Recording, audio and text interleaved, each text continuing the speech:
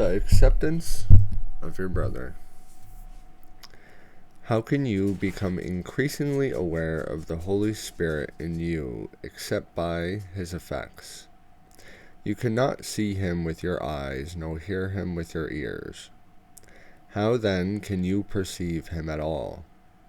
If you inspire joy and others react to you with joy, even though you are not experiencing joy yourself, there must be something in you that is capable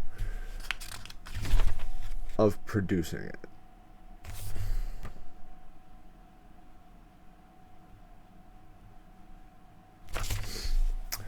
If it is in you and can produce joy, and if you see that it does produce joy in others, you must be dissociating it in yourself. It seems to you that the Holy Spirit does not produce joy consistently in you only because you do not consistently arouse joy in others. Their reaction to you and your evaluations of his consistency. When you are inconsistent, you will not always give rise to joy, and so you will not always recognize his consistency. What you offer to your brother, you offer to him, because he cannot go beyond your offerings in his giving. This is not because he limits his giving, but simply because you have limited your receiving. The decision to receive is the decision to accept. If your brothers are a part of you, you will accept them. Will you? Will you accept your brothers if they are a part of you? Only they can teach you what you are, for your learning is the result of what you taught them. What you call upon in them, you call upon in yourself. And so you call upon it in them, it becomes real to you. God has but one Son, knowing them all as one. Only God himself is more than they, but they are not less than he is. Would you know what this means? If what you do to my brother you do to me, and if you do everything for yourself because we are part of you, everything we do belongs to you as well. Everyone God created is part of you and shares his glory with you. His glory belongs to him, but is equally yours. You cannot then be less glorious than he is.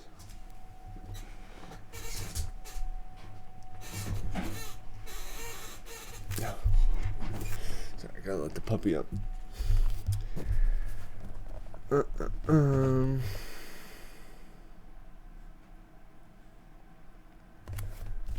God is more than you only because he created you, but not even this would he keep from you. Therefore you can create as he did, and your dissociation will not alter this. Neither God's light nor yours is dim because you do not see. And I guess that's kind of how I grew up. And it was like, I may be slightly autistic and Aspergery and not know how to gauge reactions, but that was I gauged people's reactions on the things that I needed to change about myself. Because it was I knew I wasn't doing anything wrong, so if you're reacting negatively to me, I mean, I'm obviously conducting myself incorrectly. So, something's got to change. But it is, right? We are made in God's image. We come with the full package. It's just, we don't know how to put it together, or we forget. Because the sonship must create as one. You remember creation whenever you recognize part of creation. Each part you remember adds to your wholeness because each part is whole. Wholeness is indivisible, but you cannot learn of your wholeness until you see it everywhere.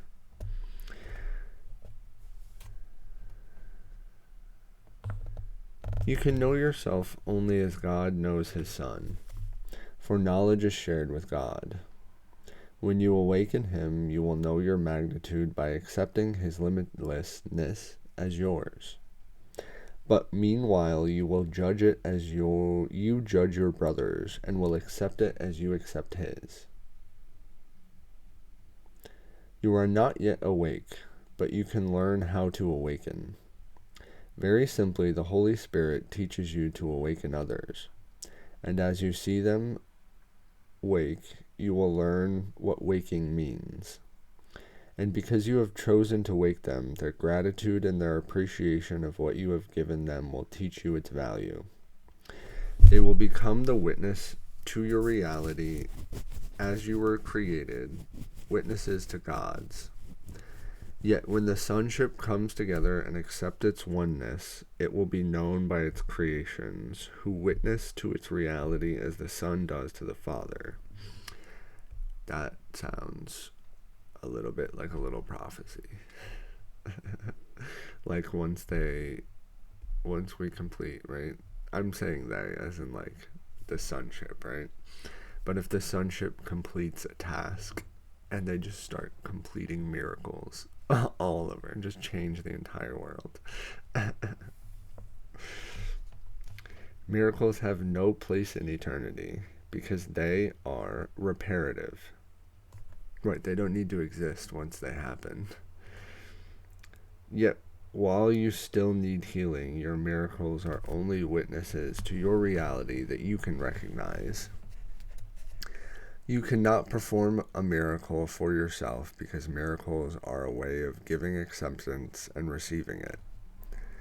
In time, the giving comes first, though they are simultaneous in eternity where they cannot be separated. When you have learned they are the same, the need for time is over. Eternity is one time, its only dimension being always.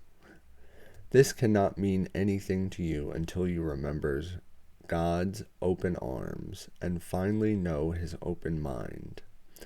Like him, you are always in his mind, and with a mind like his, in your open mind, are your creations in perfect communication. I'm going to reread that. Eternity is one time, its only dimension being always. This cannot mean anything to you until you remember God's open arms and finally know his open mind. Like him, you are always in his mind and with a mind like his. In your open mind, your creations. In your open mind are your creations. So the things that I've created. In perfect communication, born of perfect understanding. Because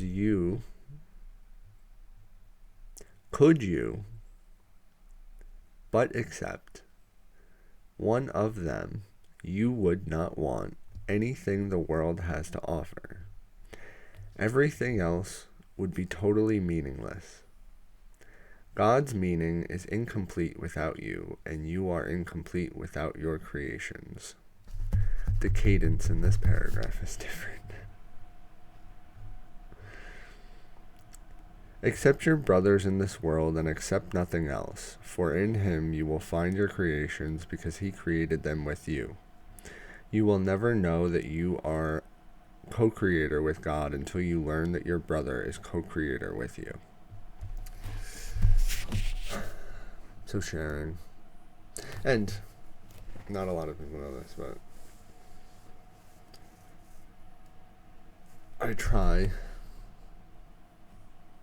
I mean, I'm a nervous person, so like getting up and preaching about this stuff is, coming into it a little more new. It's a new mindset. Try not to be overbearing, but like, I don't know. I do know, right?